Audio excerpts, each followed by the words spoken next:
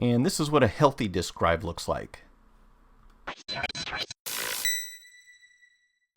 Today we have a PS4 CUH-1001A, and for the most part it is fully functional, but it does have one minor problem, and that is when it comes to accepting disks, it doesn't really want to go in the way that it should, and over time this will tend to get worse.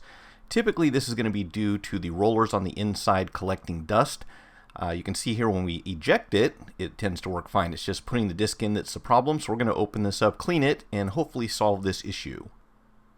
We're going to start by flipping the console over. What we're going to need to do is remove the bottom panel, and in order to do so there are 3 stickers that you need to remove, one in the center, one on either side there. Don't worry about that top one, you do not need to take that out, but you will need to have a Torx security bit or Torx security screwdriver. It is a TR9.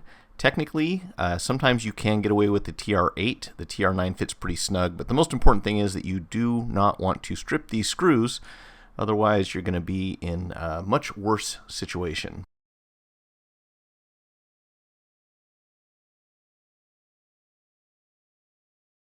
Once you have those screws removed, you can just pry along the back side of the panel here very carefully and lift that upward, and once you've got it disengaged it will slide towards the front side.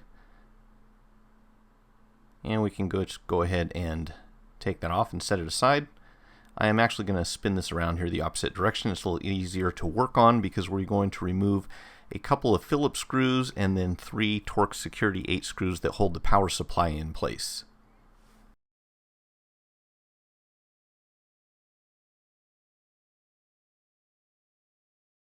These two in the corner have a couple of metal tabs right underneath the screw head, so you are probably best off just to leave those attached so that they don't get misplaced.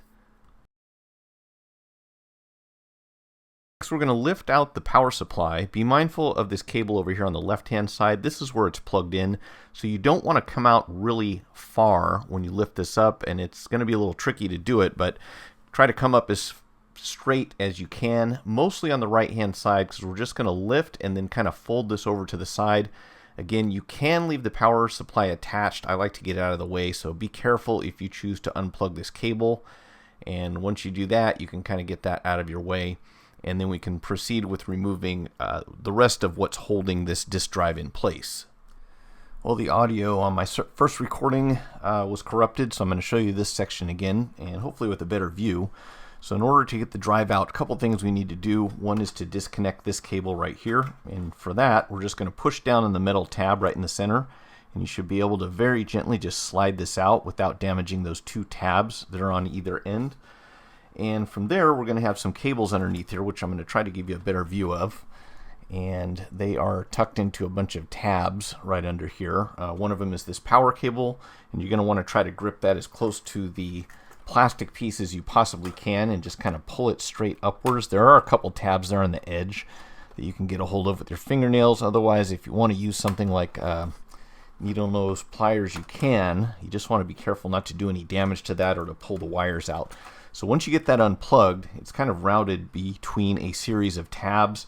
We have one right here that you can get out from under, and then there's going to be right along the top just a channel that it's tucked into right here that you can pull it out of, and then it goes underneath this other tab over here. And the reason I'm taking it out from this direction is because we need to be able to get to this screw that's way down here in the bottom. See if we can get that to focus a little better.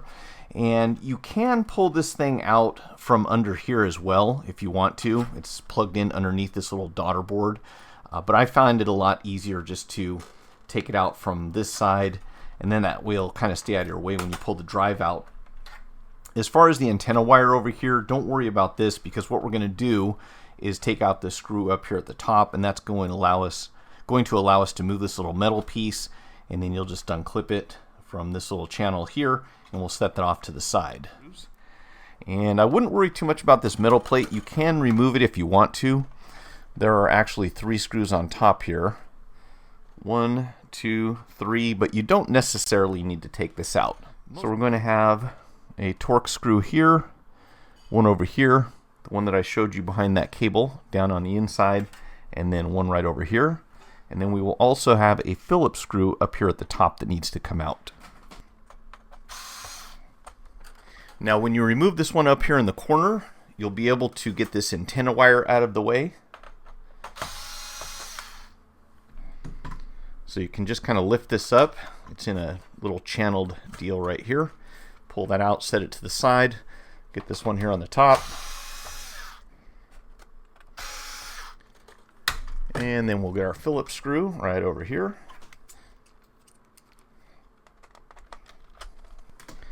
And once you do that, you should be able to lift your disk drive out straight up, just like that. We'll flip it over. Everything we need to get to is going to be on this side. And again, I'm just going to flip this around for easier access. And we're going to have 1, 2, 3 Phillips screws that are going to come out.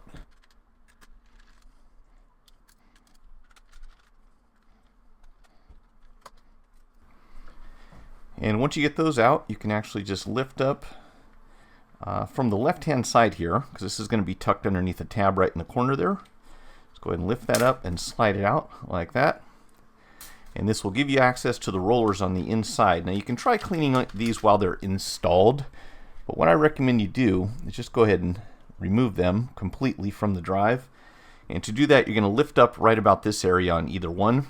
There's going to be a plastic tab here that connects the two, and when you pull it out, it's going to kind of fall apart. So what we're going to do is just lift up like that, and then you can slide it out from this side. Just take the little plastic tab out. This will slide over to the right. This one, again, it's going to click when you pull it out like that, and then we'll lift that out. And here we have our 2 rollers. Now, as long as these look physically intact, they're not all beat up, you should be able to clean them enough with some rubbing alcohol that they will start working again. So I'm going to take some 99%. You can probably use a lower concentration for this job if you want to. And just kind of wipe these down. Make sure you get every bit of them on all the way around till they're nice and clean. You'll usually see some dust coming off. These ones weren't super dirty, but the ones in the first PS5 that I fixed were pretty bad.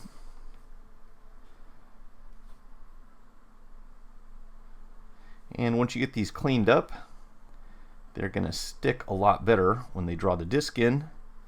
And from here, we're going to put the whole thing back together. So I'm going to go back to the original video because I've already done this process once. And you should be able to use that in order to get yours reassembled. I do actually want to show you this one part because this can be a bit tricky. So we're going to take the wide end of the roller and put it onto this little gear over here. You might have to twist it to get that to go into place all the way, and then you're going to have to push down, but this thing is going to give. So don't worry too much about that. Just keep pushing until you get inside, and you should be able to click it into place just like that. Okay, so now we're going to take the one on the right and get that right into the hole on that side, and then we need to align this little plastic piece. You may have to twist it to get it to line up. Same thing on this side over here. If you have to, you can just turn it, and then we can actually kind of hold behind here, push that down until it clicks, and now we're ready to put this back together.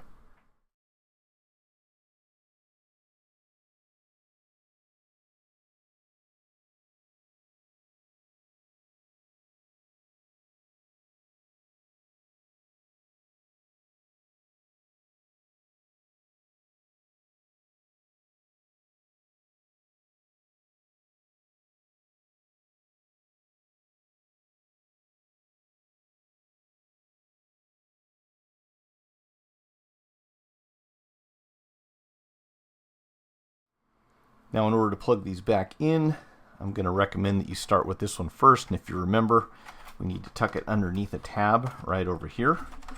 Again, you can't see that, but there's a tab right there. We're going to get this taped section right underneath that, lay this down into this channel here, and then there's one more over here at the edge that you need to get underneath. Make sure you've got your antenna wire underneath there first.